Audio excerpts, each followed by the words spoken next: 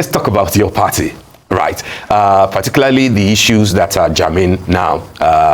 The issue affecting the General Secretary. We see, of course, that the governors, 12 of them, converged in Delta in Asaba, a couple of days ago, and came out with a number of resolutions. But then we're also hearing that, in spite of the fact that the governors are queuing behind one of the factions to the General Secretaryship, who is Sunday Udekwe. Now, the other gentleman, Senator Samuel Anyanwu, is insisting that he's still the General Secretary. And as a matter of fact, he has petitioned the Inspector General of Police. Do you think that peace is nigh, or are we to witness yet another round of confusion within the PDP? Mr. Sonwumi Abisonbumi. Anyways, I don't know what is wrong with your party, to be honest. Yes, I like your style, though. You are trying really dry, but it just it's unfortunate to see your party is like they are disorganized. They are not organized. PDP. I don't know what the leader is doing. The chairman of the party, Atiku. I don't understand. Bringing opposition, everything. Opposition is destabilizing your party, and you guys fold hands and watch them. Now, I like your style. Something you ask questions. All those problems that is going on within the party, is it still the opposition parties that is doing all those things? If opposition is doing all those things, what are you guys doing? You fold dance and watch them. Amechi said something. He said, nobody will be in power that will give it to you willingly. Most especially when his tenure is not over and you want to take it by force. And that one now is the topic of the day. Everywhere say Amechi is inciting violence, blah, blah, blah. No, that's just the reality. Because the way the party is going, all the party, like oppositions, some of them, they are not organized. And the election is not far away. 2 years from now, even next year now, you see, campaign will be starting gradually, you don't start. How many months from now? Just 2 years from now. So the party is not organized. They don't even know. And many people are still going to the camp. You don't understand. And because the major problem is Wike. Wike is your party and is working for PDP, APC. And Wike wants second term. Wike will not fold hands and want that party to organize and come into force with them to unseat them so that you guys can come, because he knows that if they lose election, he's not going for second term, and we want to complete the second term. So they are doing all those things, and you guys know, and I need to wake up, and election is not far away. Anyways, take your time, listen to this man, and please subscribe and share, like, comment, and subscribe to this YouTube channel, please. Really, ordinarily, I will not be interested in what they're doing for now until the matter is fully settled. But having said that, let me try and speak to you as to what the procedure ought to be. Most people don't understand that there's a marked difference between a convention that produces the National Working Committee of the party and their private wishes. A convention brings all the cells from all over the country together and within our laws to take a position. Now, if anything is going to affect anybody that was conventionally installed, it has to complete its route through the courts. Unless, of course, the fellow is magnanimous enough to let it go his rights. To make the point very clear, you'll recall that when we were running the 2023 election, there was a time when there was a lot of conversation that IU, the then chairman, should step aside, since we now had an Atiku Northern president and an IU Northern chairman. They couldn't get it done until they went to the court and exhausted themselves in court, and then it became a fait accompli. Now, then they moved to the point where they said, oh, they wanted the Damagun acting chairman to leave the place so that they can replace him with somebody from the North Central. Up till now, it's still not done because he has a legitimate right from a convention. Now we are now at the point where they are saying, okay, there is a gathering in Enugu where they said they have a vote of confidence on Udokoye and they want him to be secretary. Unfortunately, the rights you have can also be challenged in court. Wanyanwu has stuck to his gun and he has gone to court to say, look, I am legitimately vice secretary. The law allows me to go and run chairman and come back to my seat because that's the position of the Constitution. Okay, you have gone to the Court of Appeal to say, oh, the Court of Appeal is affirming what the High Court in Enugu has done. But please, can I ask you, is the Court of Appeal the final court in this matter?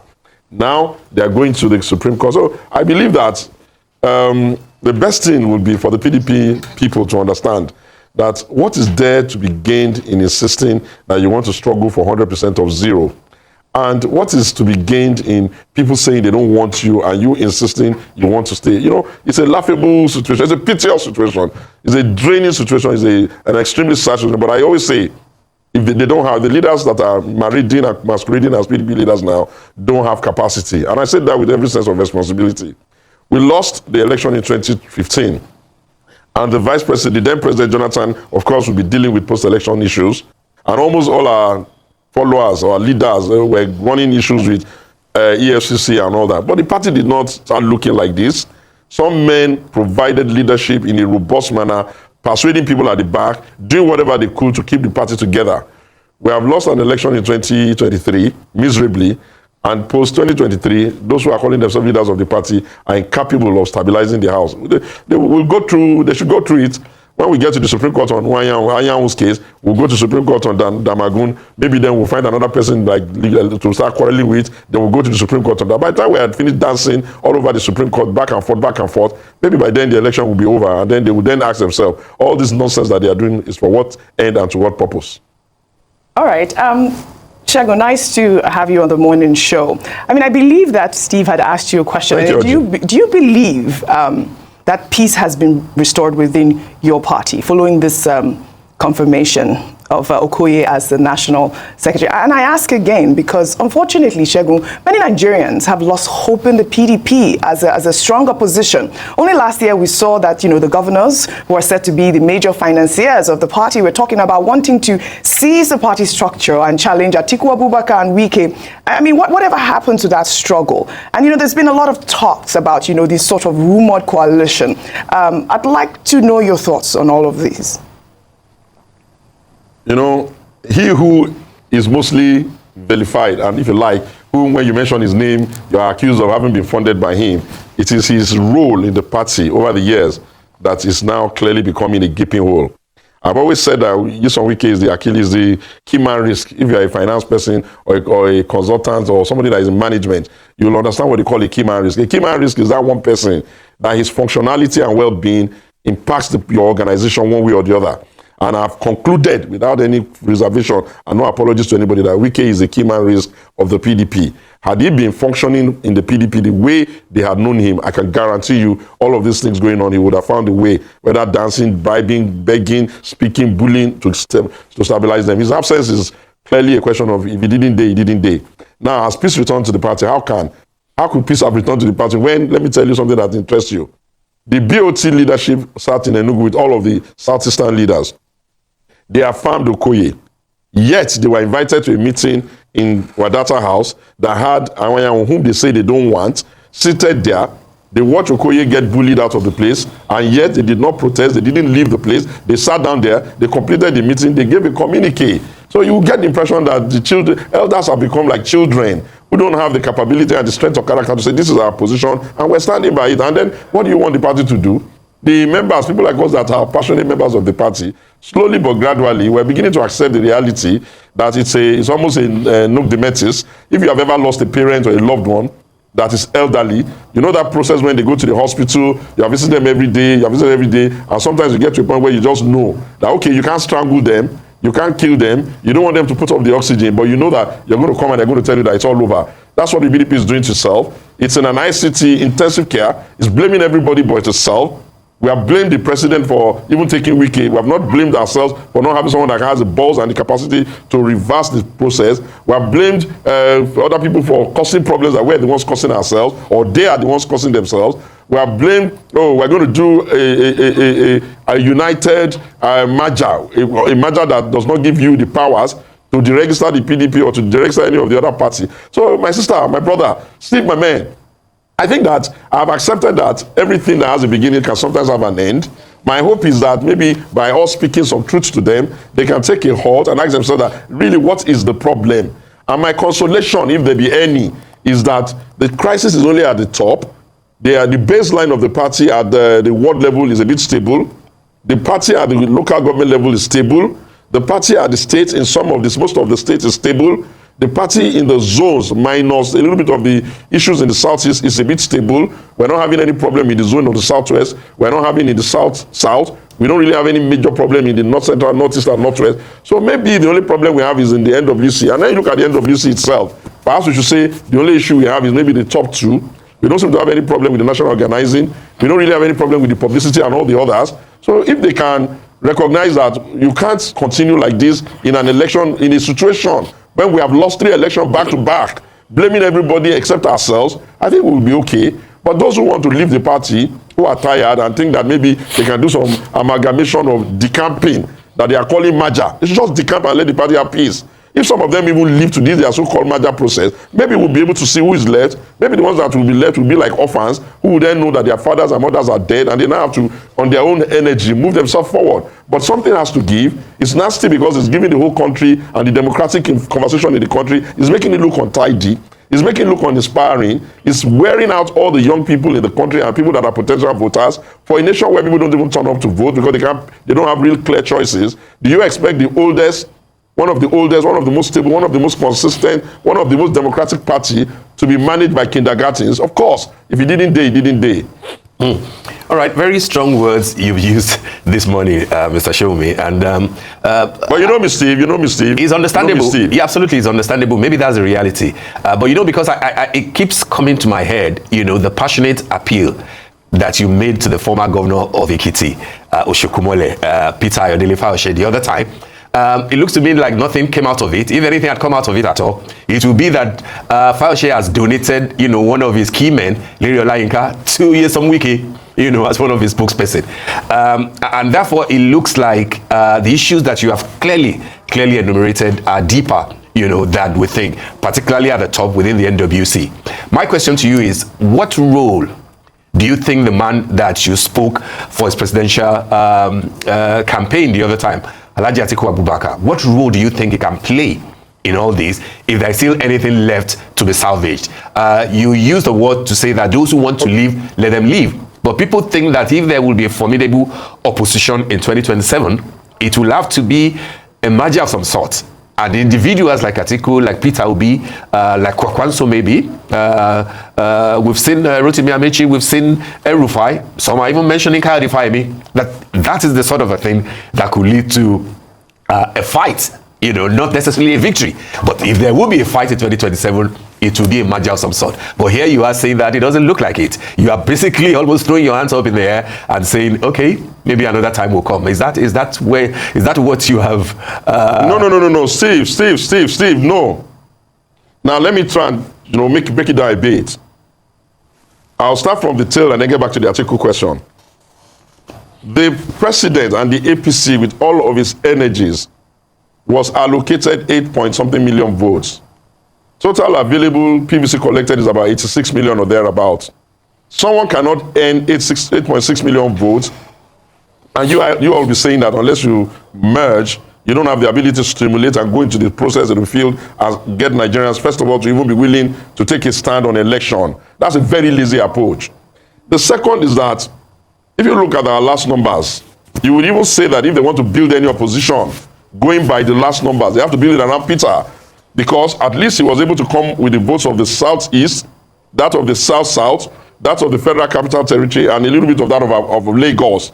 You would say that, okay, if a small child is trying to lift a heavy object, why don't the elders just help him to carry it up if they are sincere? Now, if you say that your thinkings is that you think that there's an imaginary large number in the north, I've asked myself often, how many of the incumbents in the north, the governors, the ones that are going to be needing a second term and the ones that want to do succession, has agreed that they are going to betray their party? Okay, 1 or 2 men are upset. If they are upset, does their anger and upset and disappointment translate to the totality of the election space? Are you going to be able to win an election after 2023 only on your tribal hunch? It's not going to work. You don't have a homogeneous north.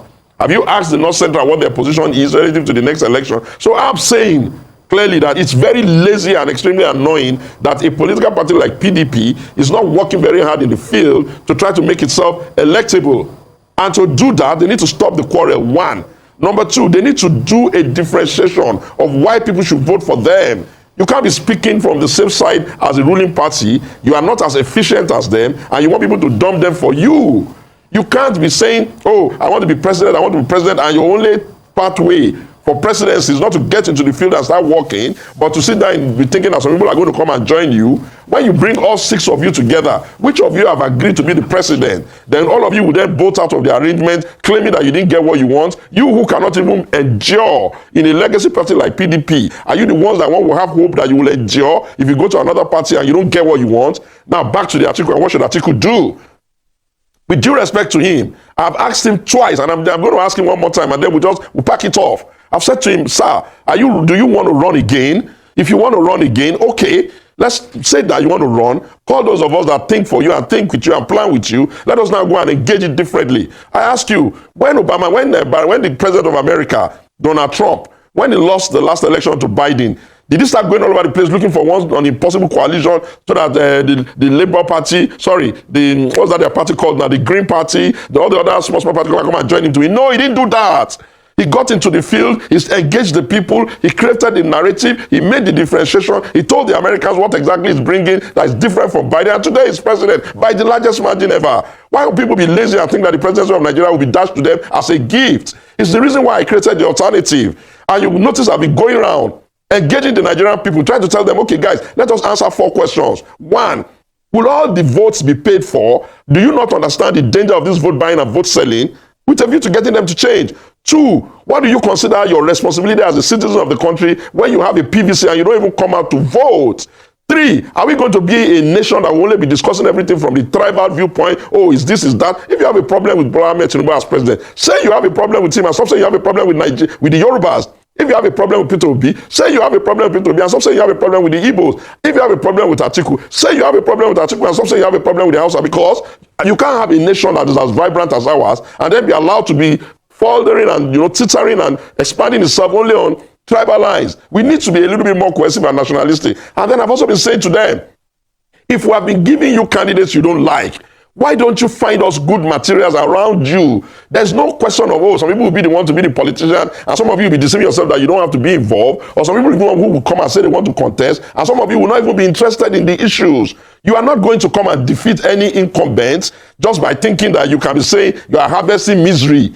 The bottom line is that you must be bringing to the table realistic, actionable, verifiable, at least hopeful ideas of, okay, if they are doing it like this, I don't agree. This is what I'm going to do. You can't sit down and just be piggybacking on their, if they didn't do the subsidy, you would have done the subsidy. You all said you were going to remove the subsidy, for damn sake. You can't say, they are not farming, Who's stopping you from going to the farm?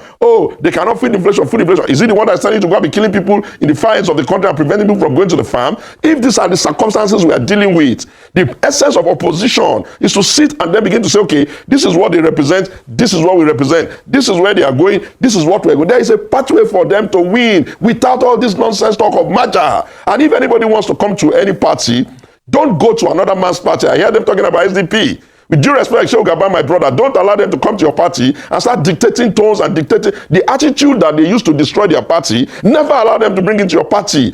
What they can do is decamp, is their right. But they cannot be saying that because, with due respect to some of them that I love, what will Fayemi say is reason for wanting to decamp? That he didn't complete his tenure or because they didn't give him a minister? What will, with due respect to Nasiru, say is the reason for decamp? That he chose a governorship candidate in Kaduna that he can't manage by himself? How is that the problem of the APC? And what will any one of them say? Peter, that he couldn't manage his Labour Party obedient, or what exactly? They have a right to look for a platform to contest their election, but they must call it that. They can't be giving the impression that those of us that have been loyal, stable, staying with the PDP since it was formed, that we are fools because we're saying, don't destroy the house because you can't have your way. What about the times you've had your ways in the past? And now back to Atiku, I think he should just, ask himself, does he have the energy for this fight? And is the fight worth it for him?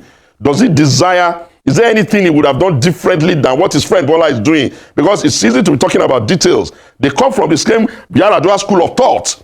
And their thought processes in terms of private sector driving the economy is almost the same. And there will be different personalities, maybe he will balance it more, but that's for him to say. But nobody's going to allow you to destroy a democracy that all of us fought for together only because you are not having your way. And if it is the will of the God that the person in charge of the country is going to be in charge forever, so be it, because I can't see how you will be injuring yourself, You'll be cutting your nose to spite your face, and then you'll be screaming that the guy is trying to run in one party state. You meant for 8 years. You meant for 8 years, Mr. Shomi. When you say the person who is there. No, what I mean is that, you know what yeah, but if the president wins, if the president wins 2027, yes, without conceding, if he wins that election, by the time his party, the APC, flips to the north in 2031, do you know how many fine materials they have? I can give you 10.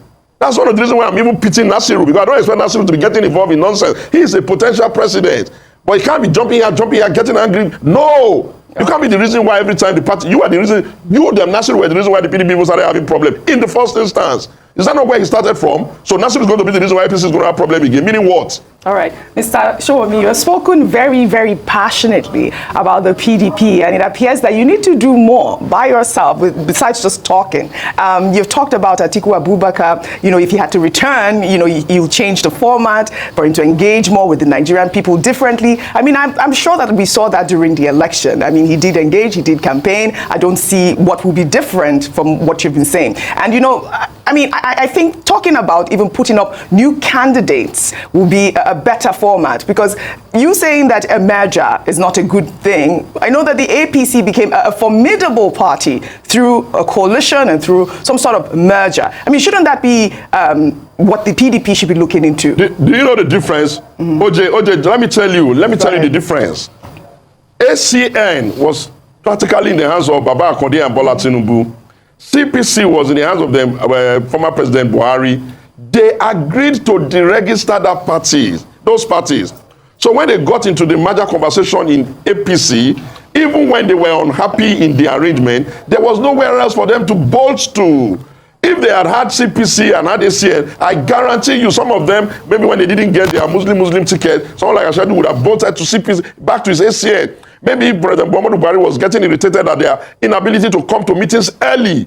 Maybe he would have bolted back to CPC, but they didn't have where to bolt to. In this particular instance, who is going to deregister PDP for them? So it will be one more party plus PDP candidate. Who is going to deregister Labour for them? It will be one more party plus Labour candidate. Who is going to deregister any of the parties for them?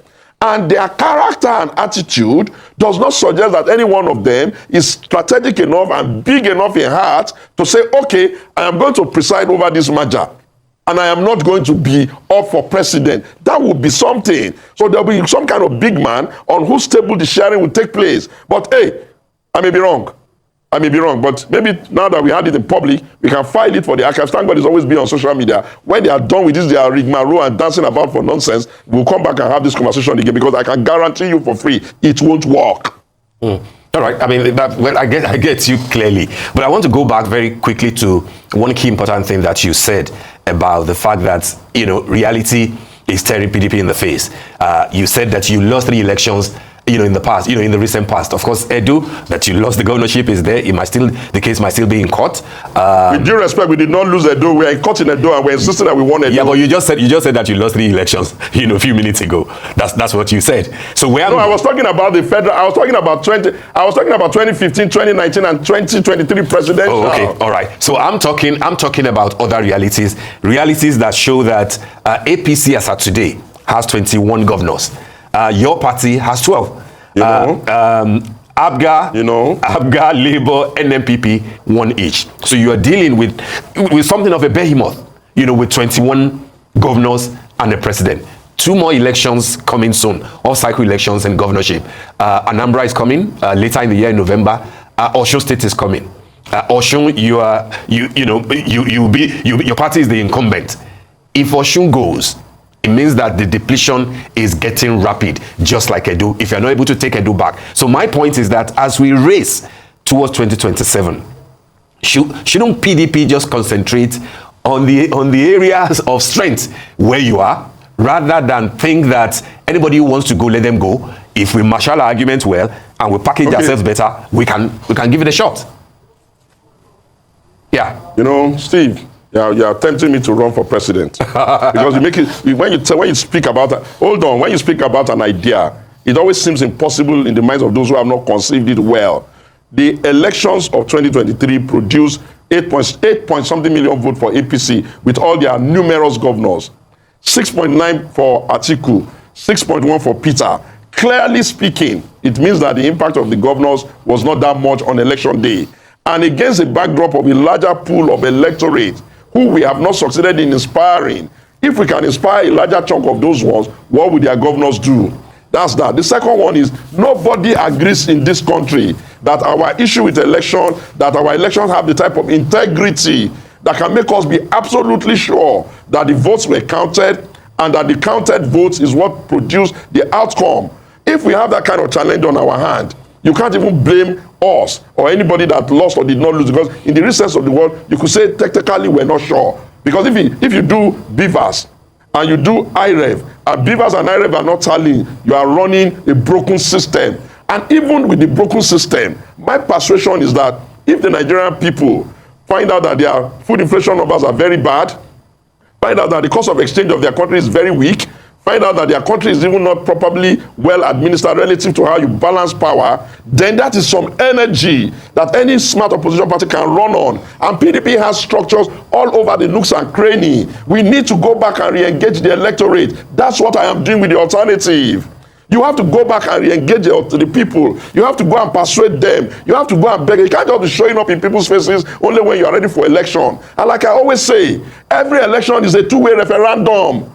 It's a referendum on the ruling party and its policy, but it's also a referendum on the opposition and what it's doing with itself. It is in that second part of it, the referendum of the opposition, that gives me the reason to be telling PDP, can you people just stop this thing immediately and let's settle down?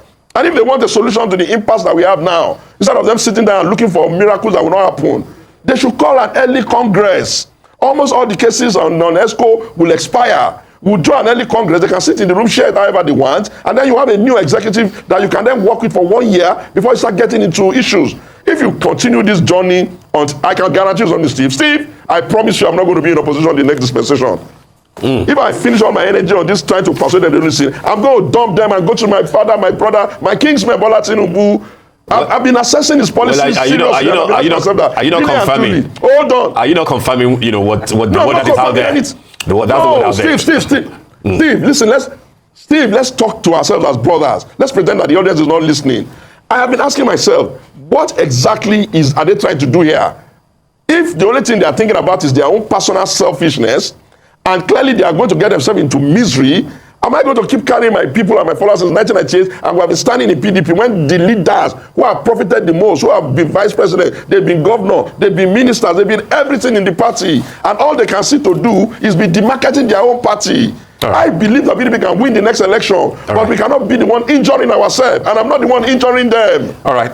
I've gone to the northwest, the north central, the northeast, the south, the southeast, on an alternative conversation, just trying to beg Nigerians to let us keep re-engaging. If that is not commendable, tell me what is. Absolutely, I do get